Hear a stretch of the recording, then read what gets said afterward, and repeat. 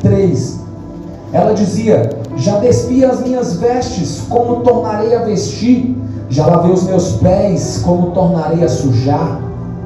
O meu amado meteu a mão na fresta da porta e meu coração se estremeceu de amor por ele. Eu me levantei para abrir a porta ao meu amado, as minhas mãos destilavam mirra e os meus dedos gotejavam mirra sobre as aldravas da fechadura. Eu abri ao meu amado, mas já o meu amado se tinha retirado, se tinha ido. A minha alma tinha se derretido quando ele falara. Busquei-o e não achei, chamei-o e ele não me respondeu. Pode sentar. Queridos irmãos, eu prometo que serei bem breve, sucinto nas minhas palavras, porém fiel a tudo aquilo que Deus pôs ao meu coração. Como disse o pastor Juliano, nos momentos de festa é onde Deus opera os seus milagres, onde Deus faz as suas grandes obras. Fica ligado, porque papai já chegou na casa, o nosso Deus, e você então fique bem ligado com tudo aquilo que Deus tem para nós, com tudo aquilo que Deus já tem falado e vai confirmar através da sua palavra. Está em uma obra, todos nós sabemos que não é fácil. Há desafios, batalhas, barreiras, grandes lutas que nós travamos todos os dias, mas essas lutas nos tornam mais fortes. Cada provação que você passa, isso tende a te aproximar de Deus. Cada luta que você atravessa, não é para você se rebeliar, se desviar e ir embora. Não, cada luta que você passa é Deus te trazendo para mais perto dele, é Deus te trazendo para a comunhão, é Deus te trazendo para um aprendizado. Há uma frase que diz que aquilo que não te mata, ela te fortalece. Às vezes você vence e outras vezes você aprende. Você nunca vai perder, você aprende no meio das dificuldades, né? Você vence muitas vezes e aprende em outras vezes que você não conseguiu vencer. Deus dá a direção para os seus filhos no meio da obra que é grande. Foi dito e muito bem confirmado que o Senhor Jesus está às portas. Já se ouve o tocar da última trombeta, tudo já está preparado, o Evangelho está sendo anunciado, a verdade de Deus está sendo pregada. Infelizmente as guerras estão sendo confirmadas, as grandes atrocidades estão a cada dia confirmando que Jesus Cristo está voltando, e é tempo de nós nos despertarmos. Muito mais do que despertarmos, também nós precisamos nos levantar. A Bíblia diz em Efésios capítulo 5, versículo 14, pelo que diz: desperta, ó tu que dormes, levanta-te dentre os mortos, em Cristo, a luz de Cristo te iluminará, te esclarecerá. Bem verdade que o texto diz, desperta, e depois diz, levanta-te. Desperta, ó tu que dormes. Depois de despertar, levanta-te dentre os mortos.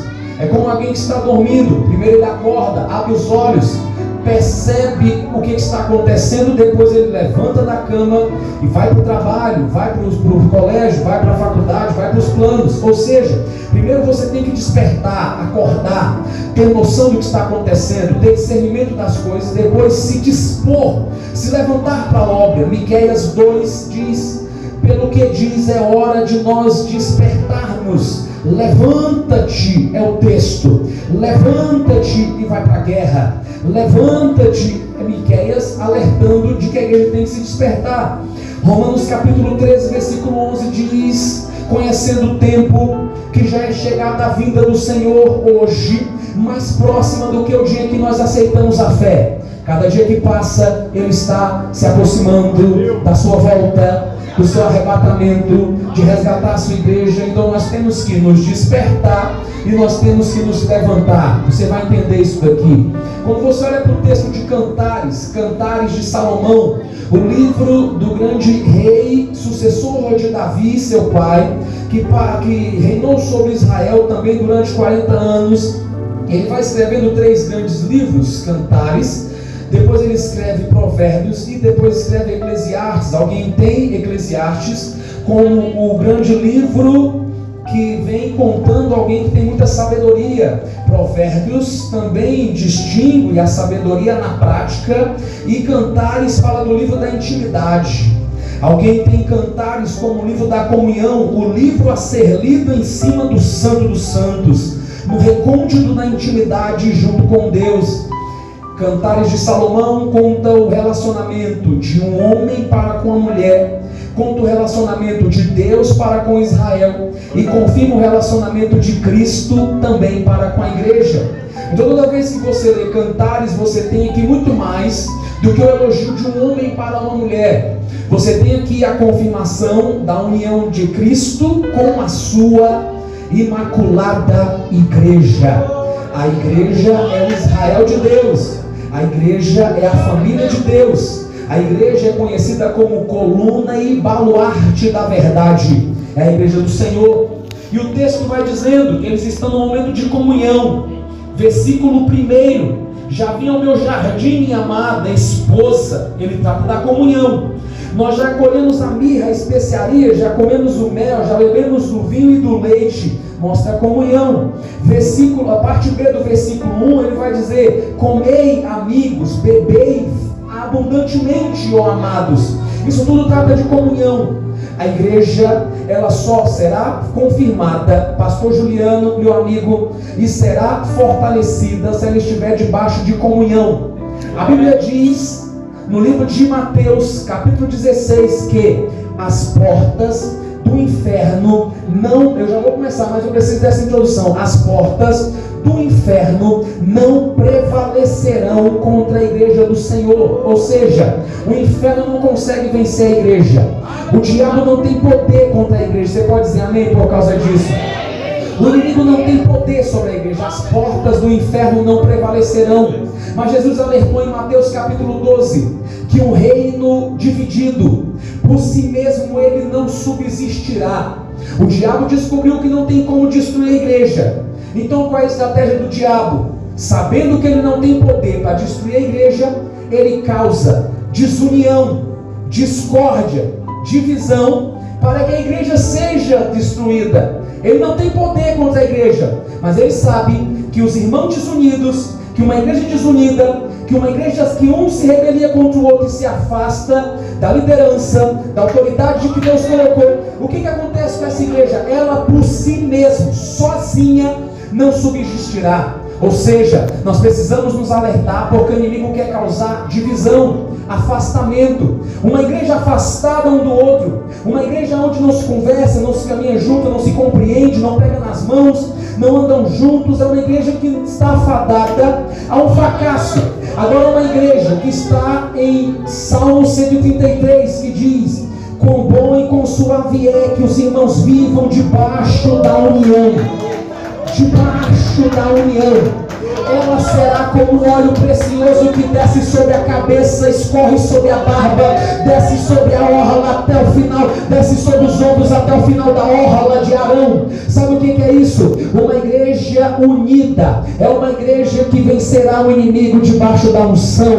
É uma igreja que vencerá o inimigo debaixo da comunhão. É uma igreja que o inimigo olha para ela e diz assim: eu não tenho como vencer ela. Por quê? Porque eles estão unidos. Não tem como vencer ela. Por quê? Porque não há desunião, não há divisão. Há total e plena comunhão. Quem está entendendo isso aqui diz amém. Então ele está dizendo: amigos, amados, nós estamos juntos, comendo na mesma mesa, bebendo das mesmas coisas, compartilhando da mesma comunhão. É a igreja de Jerusalém. Eles tinham tudo em comum, não faltava nada. Porque na igreja de hoje, como é que se conhece? É uma igreja que por muitas vezes, pastora, se você entrou na igreja com um carro, você tem que sair da igreja com dois. Por quê? Porque prega-se uma teologia que você veio para a igreja para ficar rico, e não é. Igreja não é lugar de ficar rico. Você quer ficar rico, vai trabalhar, vai planejar, vai empreender, vai estudar, aí você fica rico, amém? Mas igreja é lugar de você ser salvo, viver debaixo da comunhão. Então você aprendeu que você entra na igreja com um carro e sai da igreja com dois, porque pensa que Deus deu um carro para aquela pessoa. Não, é muito mais do que isso. Igreja e evangelho é: você entra na igreja com 2 pães e você sai da igreja só com um pão. Por quê? Porque o outro pão você dividiu com o irmão que estava com fome do seu lado. Isso é igreja. É você compartilhar compartilhar da dor, é você sorrir com quem sorri, é você chorar com quem chora, é você pegar na mão, o irmão caiu, eu sabia que ia cair, é o fruto podre que Deus jogou fora. Na igreja tem muito mais do que fruto podre. A igreja foi chamada para tratar o fruto que está podre, para cuidar daquele que está caído, para estender a mão para quem está fraco, para ajudar quem está precisando. Levanta a mão para cima e recebe essa palavra nessa noite. Deus está ungindo as tuas mãos, recebe essa unção aí. Deus está ungindo as tuas mãos, recebe essa unção. Para que essa unção na minha mão, pastor? Para você estender a mão para quem está caído e ajudar a levantar junto com você. Recebe essa palavra. Estão todos reunidos, comunhão, união. A reunião terminou.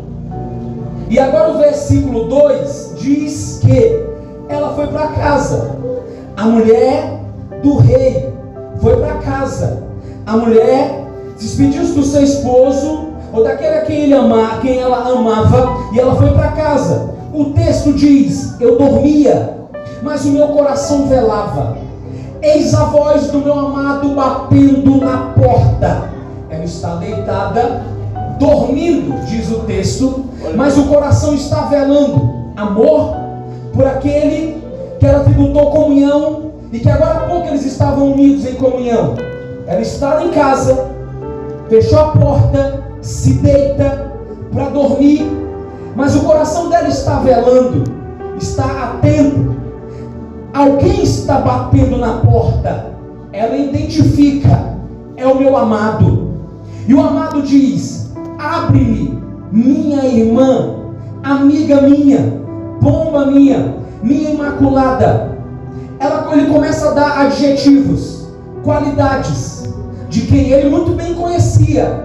E ele está dizendo: você está dormindo, mas o seu coração vela de atenção e de amor. Ponto que eu estou batendo na porta, pedindo para que você abra. E ele começa a dar sinais de que a porta tem que estar aberta. Me chama a atenção, porque ele diz assim: a minha cabeça já está cheia do orvalho da noite. Então ele não bateu uma vez só. Então ele não bateu só. Isso demora. A Bíblia está dizendo que ele está batendo na porta e ele já está declarando: a minha cabeça já está cheia de orvalho, já está cheio de gotas de água da noite. Ou seja, ele bateu por muitas horas, ele bateu por muito tempo. Ela está ouvindo ele bater, mas não se levanta. Ela está ouvindo ele bater, mas declara que está dormindo. Ele está batendo na porta e ela está deitada, acordada agora, porque olha o que diz o versículo de número 3. Ele declara que está com a cabeça cheia de orvalho. No versículo 3 ela diz: já despi as minhas vestes, como tornarei a vestir? Já lavei os meus pés, como eu tornarei a sujá-lo? Pastor Rafael, isso aqui me assusta, porque você tem uma noiva que está deitada e que ouviu um noivo bater na porta, e ela acorda. Ela está deitada. Olha o que diz Efésios 5: desperta, ó tu que dormes. Ela estava despertada. Levanta-te. Ela não levantou, ela ficou deitada, ouvindo o amado bater na porta. O coração dela ardia de amor por ele, mas não se levantava. O coração dela queimava de amor pelo amado, mas não se levantava. E ele começa a dizer: eu já estou batendo há muito tempo. Eu já estou batendo ao ponto do meu cabelo já está cheio de orvalho da noite. Se desperta e se levanta. Abra essa porta, ó minha amada. Ela está ouvindo ele bater na porta, mas ela está deitada, acomodada. Esse é o retrato da igreja odierna. É uma igreja que diz que ama o noivo. É uma igreja que diz que crê no noivo. É uma igreja que por muitas vezes teve comunhão com o noivo, mas é uma igreja que está deitada, acomodada nos seus próprios planos, nas suas próprias desculpas e nas suas próprias vontades. Muito mais do que despertar, a igreja tem que se levantar, porque ela diz: eu amo o meu amado, mas continua deitada. Eu creio no meu amado, mas continua prostrada. Eu creio na voz dele batendo, na mão dele batendo, na voz dele chamando, mas eu não vou me levantar. Eu continuo tempo de nós nos despertarmos. O Senhor está nos chamando para uma obra muito séria. Há 3 formas de você não ser perdoado por Deus na Bíblia. Quantas formas? 3. A primeira é a blasfêmia contra o Espírito Santo. O que é blasfêmia? É você atribuir ao diabo aquilo que é obra de Deus. Isso é blasfêmia. Segundo a Bíblia, não tem perdão. A segunda forma de você não ser perdoado é quando você não libera o perdão. Porque Jesus falou, da mesma forma que você perdoar, você será perdoado. Quem não tem perdão para dar, nunca receberá o perdão do céu. Quanto mais perdão você dá, quanto mais você perdoa, quanto mais você abre o seu coração para o perdão, mais Deus perdoa os seus pecados e trata da sua vida. Então, o que a Bíblia diz? Perdoai os meus pecados, perdoai as minhas ofensas, assim como eu perdoei a quem também me ofendeu. Nós temos que perdoar. É a segunda forma de alguém ser condenado e não ter o perdão de Deus, é não ter capacidade e disposição para liberar o perdão. É tempo de perdoar, é tempo de acordar. Quem foi perdoado por Deus, mesmo debaixo da imundícia que vivia, Deus te perdoou. Você não tem capacidade imoral para recusar o perdão de ninguém e para recusar o perdão para ninguém. Pastor, é difícil, mas perdoa. O Espírito Santo te ajuda, Deus te ajuda. A segunda forma de não ser salvo é você não liberando o perdão. A terceira forma é muito séria, está lá em Hebreus capítulo 6, diz dessa maneira. Hebreus capítulo 6, meado no versículo 3 e 4. É impossível. Olha o que a palavra diz: impossível. Querido, a Bíblia diz em Lucas capítulo 1 que não há impossível para Deus em todas as suas promessas. A Bíblia diz que não haverá impossível para Deus. E a palavra de Deus diz em Mateus capítulo 14 que aquilo que é impossível aos homens é possível para Deus. Mas o próprio Deus está dizendo em Hebreus: é impossível que alguém que já experimentou da graça, alguém que já experimentou do dom, alguém que já foi banhado pela autoridade do Espírito Santo, que essa pessoa recaia e se volte novamente. Sabe o que é isso? É apostasia. Se tem uma coisa que Deus não vai perdoar nos últimos dias, é um monte de crente apostatado, inventando desculpa para não fazer a obra, inventando desculpa para não fazer a obra. Levanta a mão para cima.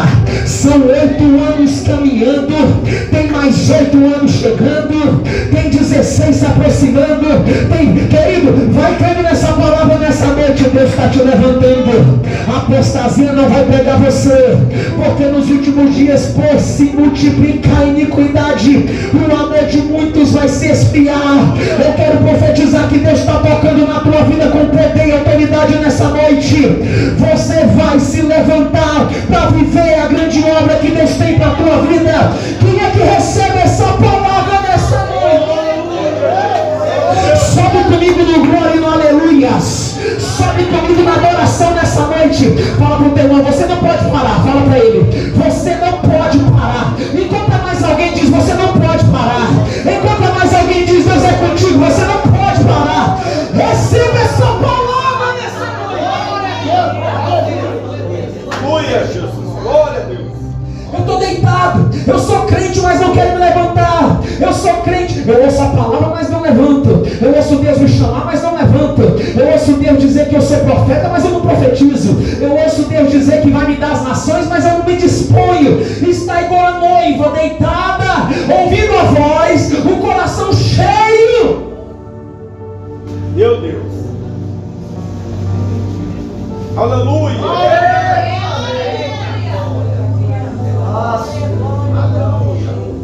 Oh, Espírito Santo de Deus, nos ajuda, Pai. Aleluia. Eu me lembro de Mateus 25, quando o Senhor Jesus fala assim: eu estive nu e ninguém me deu de vestir, eu estive com fome e ninguém me deu de comer, eu estive preso e ninguém foi me visitar. Senhor, mas quando nós fizemos isso? Quando vocês não fizeram a um dos meus, a mim vocês também deixaram de fazer. Aí a palavra terrível vem agora: apartai-vos de mim, por lago de fogo e enxofre.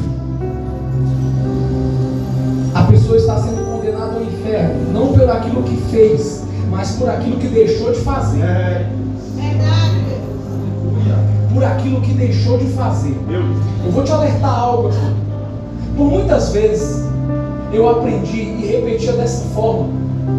E a gente às vezes comete não um erro, porque o erro é quando você sabe que está errado e continua fazendo, mas você comete um equívoco. Você pensa, você faz algo, você fala algo que você pensa que está certo, mas você está errado. Mas você pensa que está certo, no teu coração está certo, ou seja, você comete um equívoco.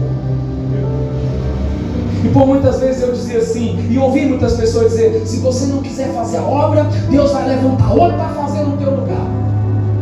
E eu aprendi pela Bíblia que se você não fizer a obra que Deus chamou você para fazer, outro não vai fazer a obra que é para você fazer. Ezequiel capítulo 22. Deus falou assim: procurei dentre eles um homem para se colocar na brecha, em intercessão pelo muro, e não encontrei ninguém. Ele procurou um homem e não encontrou ninguém. Aquele muro ficou aberto. Deus não levantou outro, porque Deus estava procurando um. E esse que Deus estava procurando não foi. A obra que Deus chamou você para fazer, é você que vai fazer. Eu pensei que você ia pular dessa cadeira. Sabe quando você pensa que vai? Eu pensei que ia ser agora. Quem é pregador sabe que eu estou falando. Sabe aquela você fala: é agora que. Eu pensei que ia ser agora, irmão. Vou repetir. Aquilo que Deus chamou você para fazer, outro não vai fazer no seu lugar. É você, meu irmão.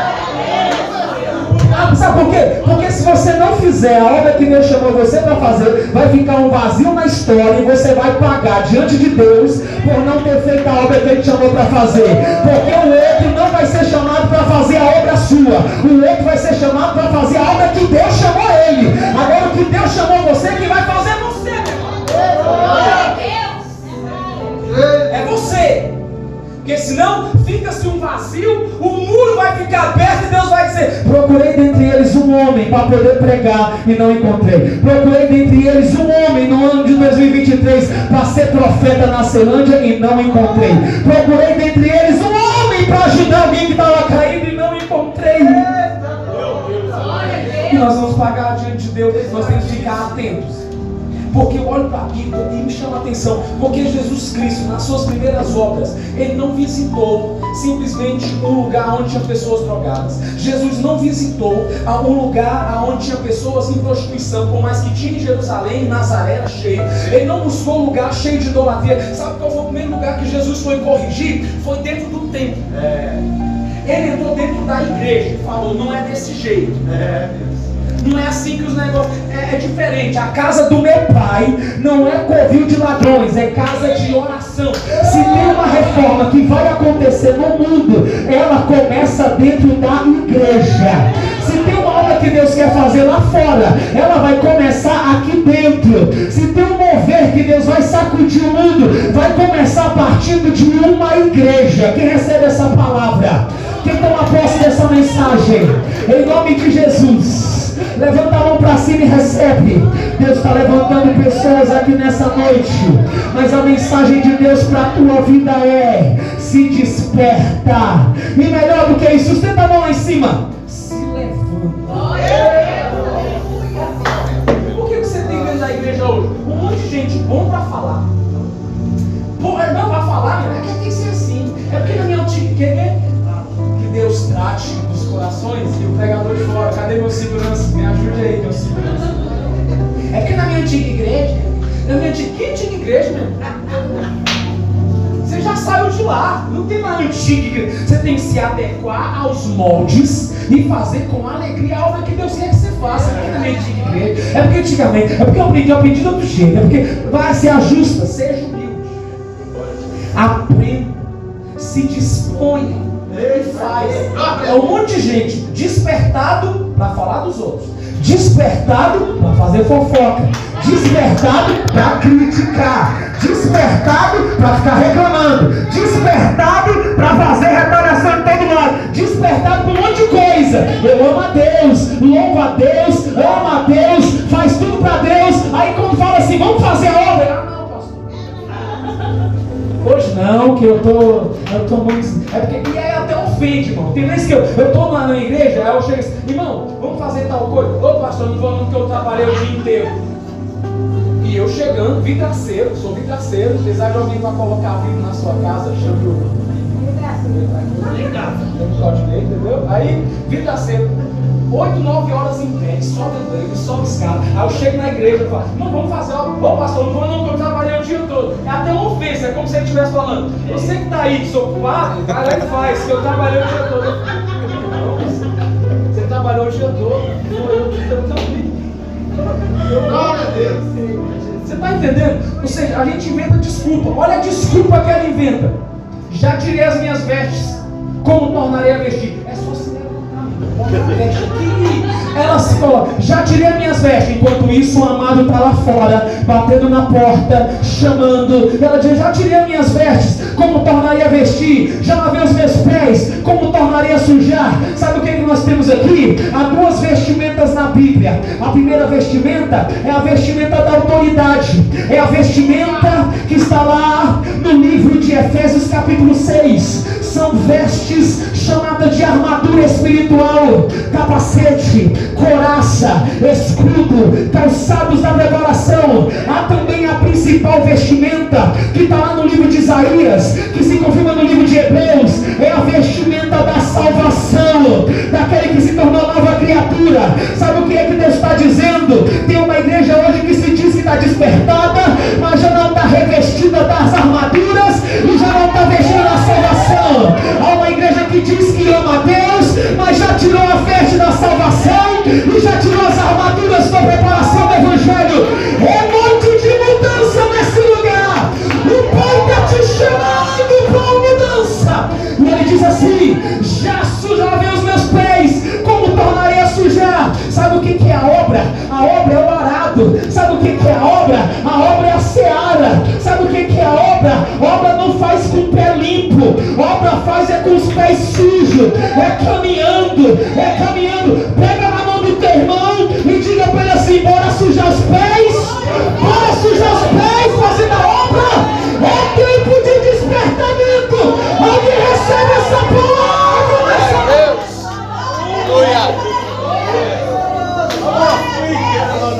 Pés limpos.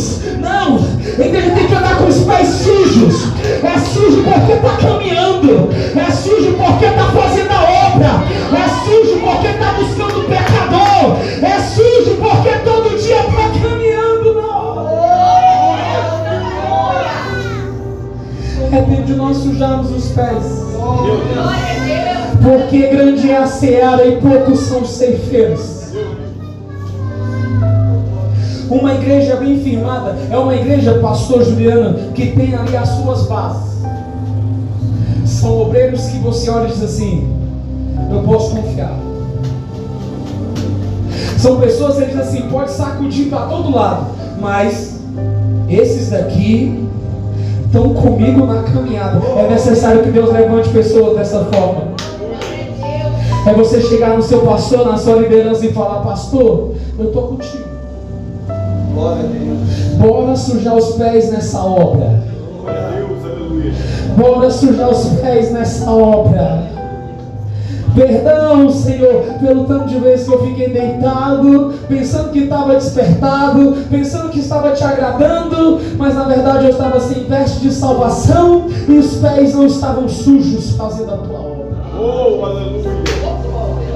Glória a Deus. Aí ela decide se levantar. Horas e horas o amado chamando, ela decide se levantar. Quando ela vai botar a mão na fresta na maçaneta, escorre o óleo da mirra na fresta da fechadura. É o último contato dela com o amado, um pouco da unção. Glória a Deus. Quando ela vai abrir a porta, e aqui nós temos um ponto, e aqui eu termino. Ela se levanta. E esse é o ponto. Nós precisamos nos levantar. Nos levantar. Soldado não guerreia deitado, soldado guerreia de medo. Glória a Deus.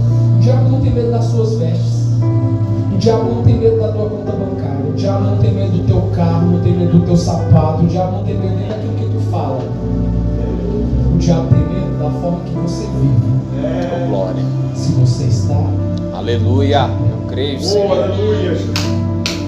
Quando uma igreja está de pé, o vento pode bater de todos os lados, ele não cai. Aleluia. Ela se levanta, coloca as vestes, bota os pés no chão e vai em direção do amado. Por quê? Porque o coração dela se estremeceu de amor por ele. Você ama a Deus? Você ama o Senhor? Então você tem que fazer a vontade de Deus. Fazer a vontade do Senhor dentro da sua casa. Fazer a vontade do Senhor dentro da sua igreja. Aleluia. Fazer a vontade de Deus no teu serviço. Você é uma representação do céu na terra. E aonde você for, a luz de Deus tem que estar na sua vida. Talvez você não ganhe uma multidão. Faça como aquele livro do... Obrigado, pastor. Não sei se os pregadores aqui, mas a gente ganhou um monte de toalhinha. Tem um monte de toalhinha que vai pregar e não leva a toalhinha. Logo eu que sou calorenta. Aquele filme, né? Até o último homem, alguma coisa assim, ele fala: Senhor, me dá capacidade para ganhar só mais um. Oh, glória. Para salvar só mais um. Glória a Deus. Às vezes a gente quer ganhar uma multidão. E Deus está dizendo: basta, às vezes, ganhar só um. Oh, aleluia. Um por dia, Glória a Deus. um por semana, mas uma alma é preciosa para Deus. Glória a Um por hora. Sabe lá qual é a obra, mas é necessário nós olharmos e dizer: eu não preciso ganhar as multidões, tem alguém do meu lado precisando. Glória a Deus. E esse é o primeiro que eu tenho que tratar. Glória a Deus. Esse é o primeiro que eu tenho que ganhar. Ela se levanta, vai em direção da porta. Quando ela bota a mão na fechadura, que ela vai abrir, o amado já não estava mais lá.